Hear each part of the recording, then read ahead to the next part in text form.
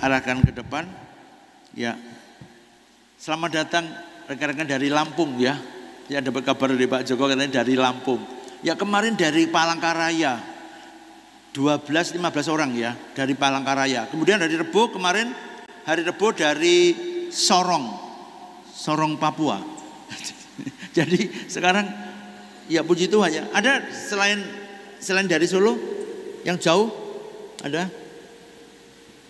Ya berarti Lampung paling jauh sekarang ini. Puji Tuhan. Pasti lihat TikTok mesti. Iya. Puji Tuhan. Ya, baik media sosial memberkati ya bagi Bapak Ibu juga yang ada di luar Jawa. Kemarin juga ada yang kontak dari saya juga yang dari jauh-jauh juga. Ya. Baik, puji Tuhan. Oh ya, mungkin bulan-bulan depan dari Belanda ada 3 orang. Ya, orang yang akan bertemu juga. Ya, puji Tuhan ya.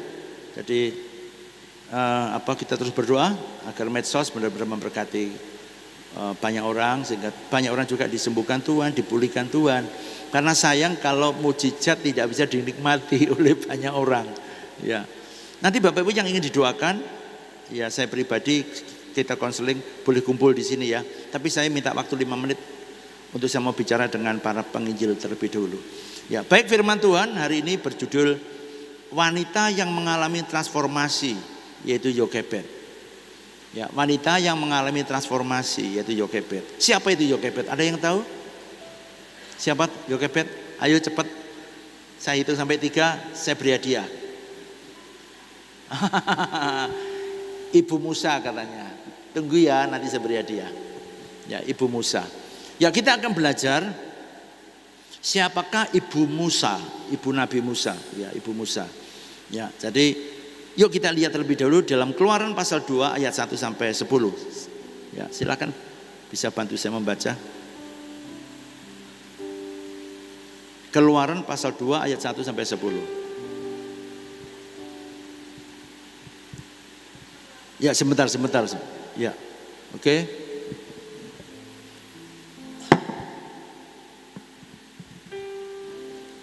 Keluaran 2 ayat 1 sampai 10.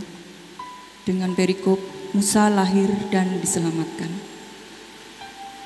Seorang laki-laki dari keluarga Lewi kawin dengan seorang perempuan Lewi. Lalu mengandunglah ia dan melahirkan seorang anak laki-laki. Ketika dilihatnya bahwa anak itu cantik, disembunyikannya 3 bulan lamanya. Tetapi ia tidak dapat menyembunyikannya lebih lama lagi, sebab itu diambilnya sebuah peti pandan, dipakainya dengan gala-gala dantel. Diletakkannya bayi itu di dalamnya dan ditaruhnya peti itu di tengah-tengah Tiberau di tepi sungai Nil. Kakaknya perempuan berdiri di tempat yang agak jauh untuk melihat apakah yang akan terjadi dengan dia. Maka datanglah putri Firaun untuk mandi di sungai Nil. Sedang dayang-dayangnya berjalan-jalan di tepi sungai Nil. Lalu terlihatlah olehnya peti yang di tengah-tengah Tiberau itu. Maka disuruhnya hambanya perempuan untuk mengambilnya. Ketika dibukanya, dilihatnya bayi itu dan tampaklah anak itu menangis sehingga belas kasihannya ia kepadanya dan berkata, "Tentulah ini bayi orang Ibrani." Lalu bertanyalah kakak anak itu kepada putri Firaun, "Akan kupanggilkah bagi tuan putri seorang inang penyusu dari perempuan Ibrani untuk menyusukan bayi itu bagi tuan putri?" Sahut putri Firaun kepadanya, "Baiklah." Lalu pergilah gadis itu memanggil ibu bayi itu. Maka berkatalah putri Firaun kepada ibu itu, "Bawalah bayi ini dan susukanlah dia bagiku, maka aku akan memberi upah kepadamu." Kemudian perempuan itu mengambil bayi itu dan menyusuinya. Ketika anak itu telah besar, dibawanyalah kepada putri Firaun yang mengangkatnya menjadi anaknya dan menamainya Musa. Sebab katanya, karena aku telah menariknya dari air. Amin. Haleluya, terima kasih. Saya percaya dia wanita yang takut dan taat kepada Allah Israel. Seperti pada umumnya wanita di masanya. Ya, karena mereka adalah orang-orang Israel, orang-orang Ibrani yang takut akan Tuhan.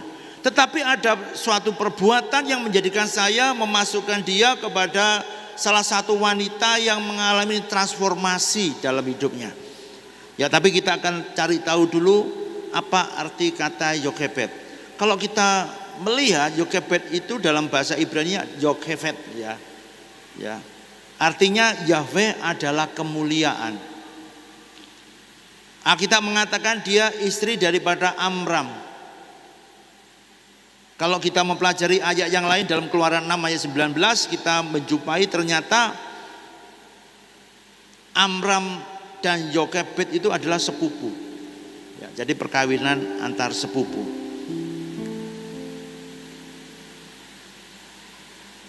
Dan ini terjadi kemungkinan sekitar abad 15-an ya, sebelum Masehi. Ya, peristiwa yang disaksikan ini. Dan tentu saja kita sudah tahu bersama ini masa-masa penindasan Fir'aun kepada bangsa Israel, ya, kepada bangsa Ibrani.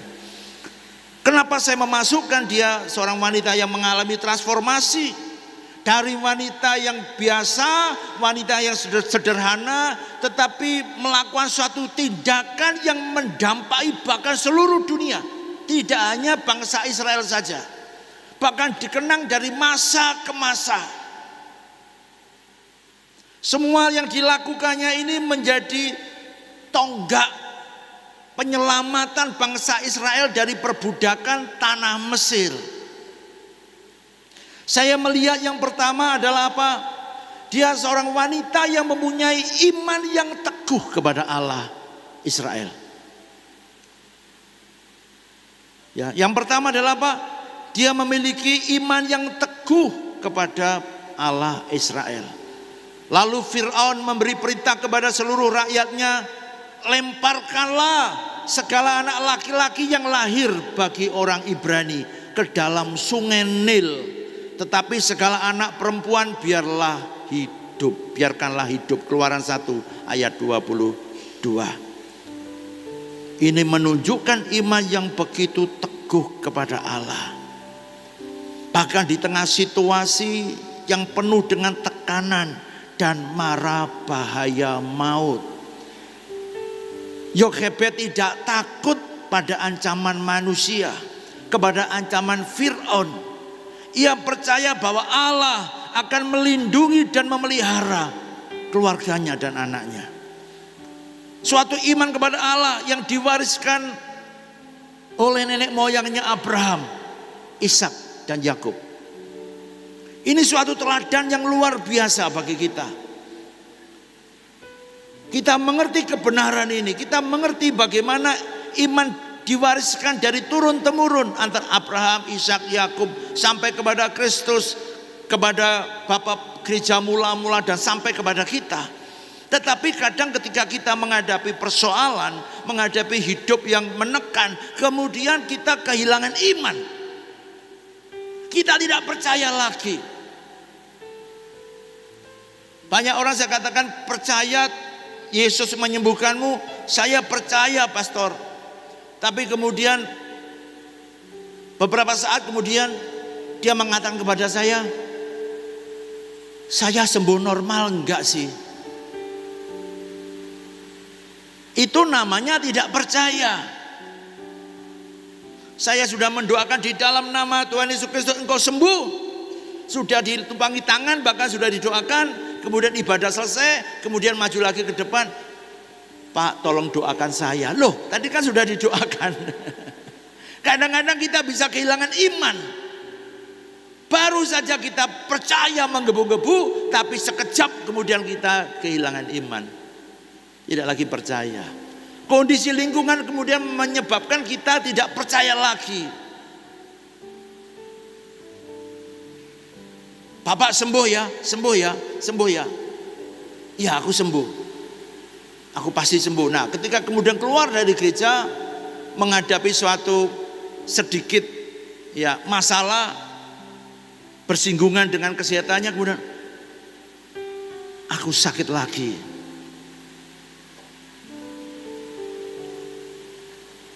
Apa yang dilakukan Yokebed ini suatu teladan untuk tidak takut menghadapi kehidupan yang menekan, tetapi tetap percaya kepada Tuhan, tempat pertolongannya. Dalam perjanjian baru kita sudah belajar berkali-kali, juga saya sampaikan ya, ini menjelaskan bahwa Tuhan kita adalah Tuhan yang hidup, yang rohnya menyertai kita semua. Amin. Benar, Roh Kudus yang diutus oleh Kristus itu menyertai kita semua satu persatu, pribadi lepas pribadi. Amin. Benar. Kalau kemudian Kristus ada pada diri kita, kalau kemudian kita percaya Kristus bersama dengan kita, tetapi mengapa kita menjadi ragu atau kemudian tidak percaya?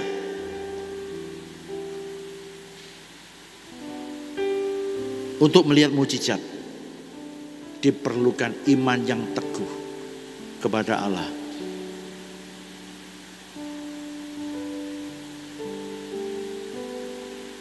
Dan saya berdoa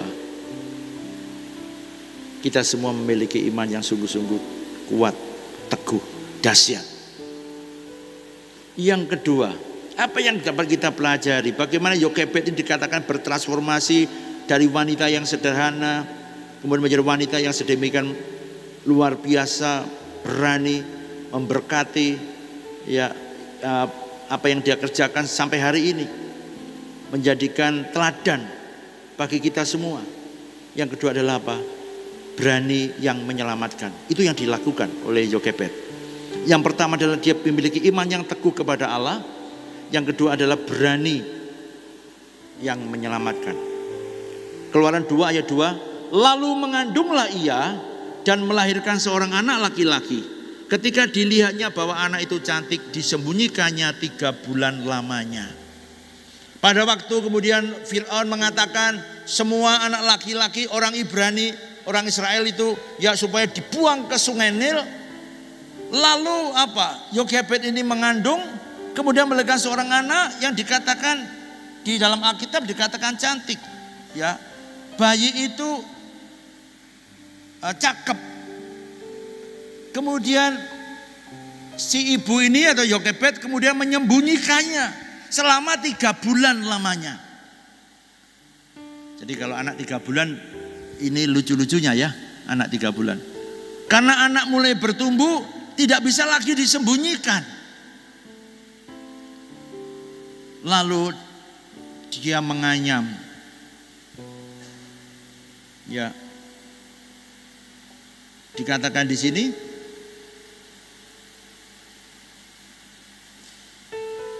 dipakalnya dengan gala-gala, tapi dia mengambil membuat dikatakan ini apa? Sebuah peti pandan.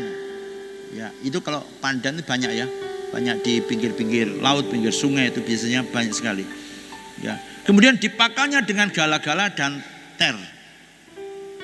Setelah itu diletakkannya bayi itu di dalamnya dan ditaruhnya peti itu di tengah-tengah teberau di tepi Sungai Nil. Ya. Bapak Ibu, Sungai Nil itu luas, arusnya juga kenceng. Ya, jadi saya pikir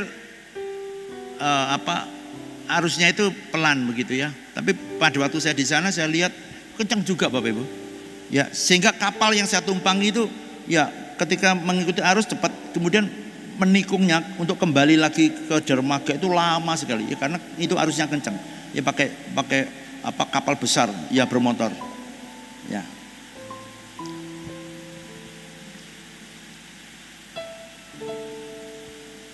Saya membayangkan ini luar biasa. Tidak ada ketakutan ketika melepaskan Musa ini dalam peti pandan.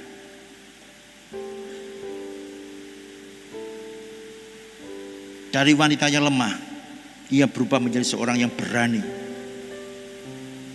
Termasuk berani menentang Fir'aun demi menyelamatkan nyawa anaknya.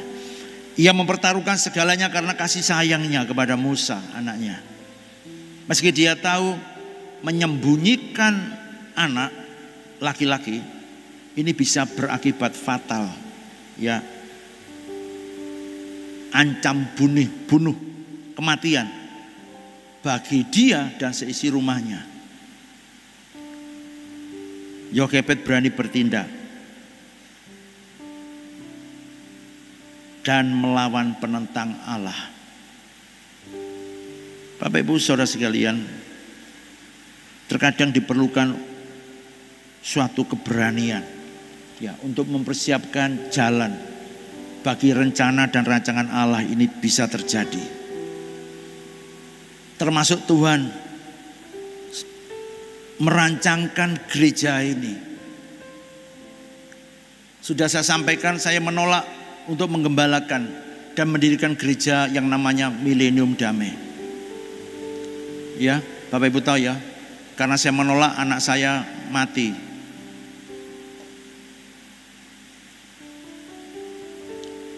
Saya punya suatu keyakinan, ternyata memang diperlukan suatu keberanian. Itu memang kegilaan saya pikir. Yang bicara Tuhan tapi saya menolak, dan akibatnya saya tanggung sendiri. Ya Pak ya, kalau tidak mau menjadi pendeta, anakmu aku bawa pulang. Dan anak saya jam 8 pagi demam, jam 8 malam meninggal karena saya menolak menjadi hamba Tuhan. Ini gila sebetulnya dalam hidup saya. Pada waktu Tuhan punya rancangan rencana yang dahsyat atas hidupmu, lakukanlah itu. Ikuti rancangan rencananya. Pasti kita akan mendapatkan kemuliaan. Kita merasakan, melihat mujizatnya yang dahsyat. Kita hidup dalam covering Allah yang luar biasa. Karena ketika kita mengikuti kehendaknya, semua hidupmu akan dalam penguasaan Allah. Amin.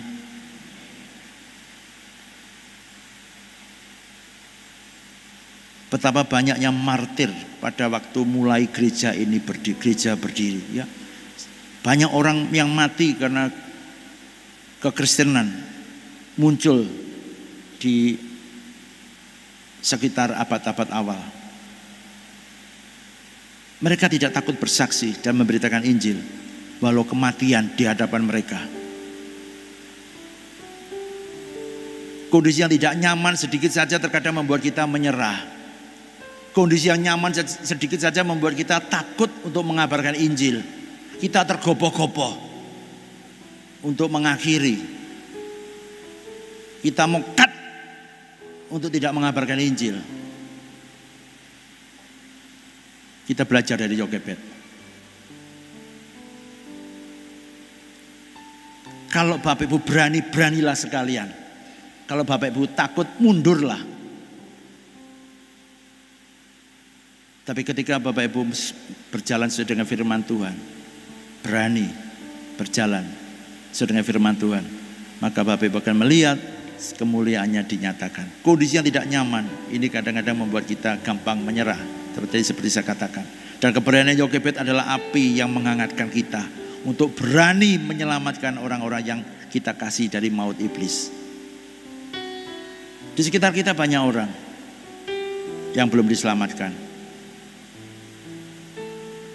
Bapak semua diurapi tanganmu, amin. Di sebelah kita ada orang yang terkapar sakit. Di sebelah kita ada orang yang mengalami penderitaan. Sedangkan urapan ada di tanganmu. Kenapa kita tidak letakkan tangan kita atasnya supaya orang itu sehat, orang itu sembuh, dan orang itu bertobat, percaya kepada Kristus. Yang ketiga, yang terakhir adalah keputusan yang bijaksana. Ya, yang terakhir ini pengajaran ya, mungkin ya. Ini khotbah saya tidak berapi-api berkhotbah karena ini suatu pengajaran. Saya ingin menyodorkan kepada Bapak Ibu adanya suatu transformasi luar biasa dari seorang wanita yang bernama Yokebed. Nanti pada saatnya saya khotbah berapi-api. Yang ketiga adalah keputusan yang bijaksana. Yuk kita lihat. Keluaran 2 ayat 3. Tetapi ia tidak dapat menyembunyikannya lebih lama lagi. Sebab itu diambilnya sebuah peti pandan, dipakainya dengan gala-gala dan ter, Diletakkannya bayi itu di dalamnya dan ditaruhnya peti di tengah-tengah Teberau, di tepi sungai Nil. Tadi sudah saya bacakan. Dia pun berani mengambil keputusan yang sulit, tetapi bijaksana. Ia merancang rencana untuk menyelamatkan Musa dan mempercayakannya kepada Allah. Dan pada akhirnya apa? Dia mendapatkan kembali anaknya. Dia sungguh menyerahkan semua aspek hidupnya termasuk anaknya kepada Tuhan. Pada waktu kita pun juga demikian, menyerahkan seluruh aspek hidup kita kepada Tuhan. Aku menyerahkan semua hidupku pada Tuhan.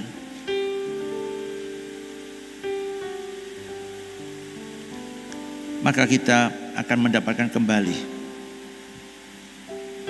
apapun yang hilang. Saya ingin katakan, mempertahankan sesuatu terkadang justru kehilangan, Bapak Ibu.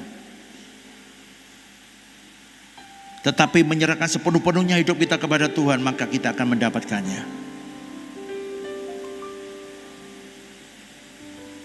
Alkitab mengatakan orang yang takut kehilangan nyawanya akan kehilangan nyawanya. Amin, benar. Kita tidak lagi mempertahankan sesuatu dalam diri hidup kita. Dalam kondisi yang sedemikian, ya, krisis yang mengglobal, kita harus menyerahkan, mulai belajar, atau sekarang ini saatnya kita mau serahkan hidup kita sepenuh-penuhnya kepada Allah. Pada waktu orang menyerahkan, ini misalnya saya nih, menyerahkan, ketika saya menyerahkan sesuatu, silakan duduk Pak, Bapak. Saya sudah nggak punya apa-apa, benar. Saya nggak pegang apa-apa. Saya nggak memiliki Alkitabnya tadi saya pegang, saya sudah serahkan. Sama juga dengan hidup kita. Ketika kita sudah menyerahkan hidup kita sepenuhnya kepada Tuhan, kita nggak punya apa-apa, hak apapun atas hidup kita. Amin, amin, benar. Itu disadari dulu. Pada waktu Bapak Ibu menerima melepaskan apa yang kau lepas sekarang, Bapak Ibu sungguh tidak lagi memiliki apapun yang kau lepaskan itu. Ketika diserahkan kepada Tuhan dan itu dilepaskan kepada Tuhan, diberikan kepada Tuhan, maka Bapak Ibu sudah tidak punya apa-apa lagi. Yang kau punya itu ada di tangan Tuhan. Amin. Dan Dia akan mengerjakan apa yang kau serahkan kepadanya.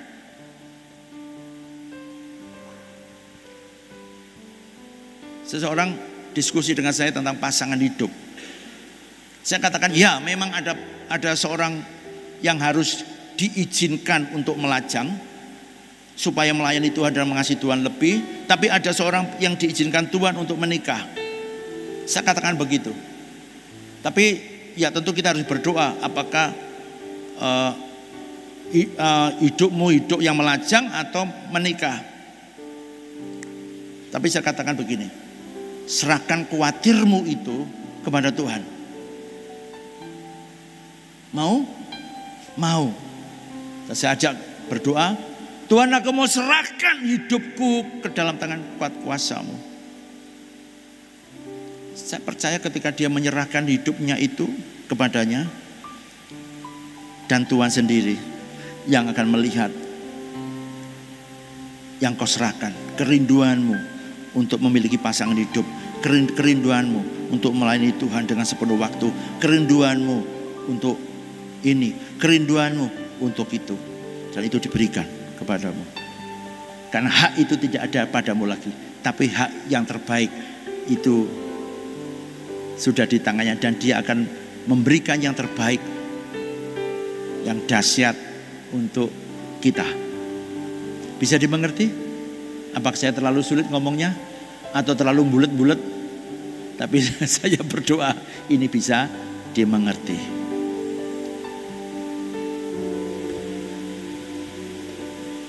Keputusan yang tegas, berani, bijaksana. Ini diperlukan ketika hanya di dalam kebenaran Allah. Dan itu yang dilakukan oleh Yokebed. Ketika Yokebed melakukan itu, membuang, sorry ya, maaf saya memakai kata itu ya, mungkin terlalu kasar. Ketika membuang Musa anaknya, ya, yang dia percayai itu suatu kebenaran, dan kebenaran itu berdasarkan firman Allah Israel yang menyertai setiap orang-orang Israel. Ada dasar. Jadi kebenaran itu harus apa? Didasari oleh firman Tuhan, oleh kebenaran daripada Allah. Jangan mengambil suatu keputusan yang berdasarkan keinginan kita sendiri, kebenaran manusia. Nggak bisa. Bapak Ibu nggak akan mendapatkan sesuatu yang memberkati.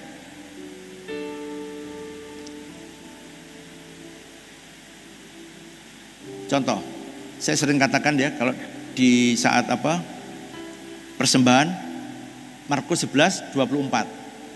Benar? Ya. Mintalah dan berdoalah. Benar? Ya, minta dan berdoa. Bapak Ibu minta dan berdoa. Aku berkata kepadamu, mintalah dan berdoalah. Jadi syaratnya adalah minta dan berdoa. Kemudian percayalah bahwa engkau sudah menerimanya. Kemudian ayat selanjutnya, maka hal itu akan kuberikan kepadamu. Pada waktu kita berdoa harus ada dasar kebenaran. Ya. Kebenarannya apa? Firman Tuhan. Kalau kita mau menggunakan ayat ini, kebenarannya apa ketika kita berdoa? Ayat ini. Tuhan, aku sudah minta kepadamu dan aku percaya, terima kasih Tuhan, engkau sudah memberikan kepadaku. Padahal secara nyata belum ada. Tapi kita sudah mencipta di alam roh, itu ada. Dan itu memang sudah ada di alam roh ketika Bapak Ibu berkata-kata. Lalu apa selanjutnya? Maka hal itu akan diberikan kepadamu. Firman ini yang akan menggenapi. Firman ini pasti terjadi. Ya, karena kita mendasari doa kita, mendasari iman kita atas firman Tuhan. Bukan atas kita loh ya. Atas firman Tuhan. Itu dahsyat kalau Bapak Ibu mengerti rahasia ini. Lakukan. Kita belajar dari Yokebed. Dia percaya firman Allah yang disampaikan melalui Abraham, Ishak dan Yakub, bahwa penyertaan Allah atas bangsanya itu nyata. Dia melarung anaknya. Di dalam hatinya, aku percaya anakku dijagai Tuhan, dilindungi Tuhan.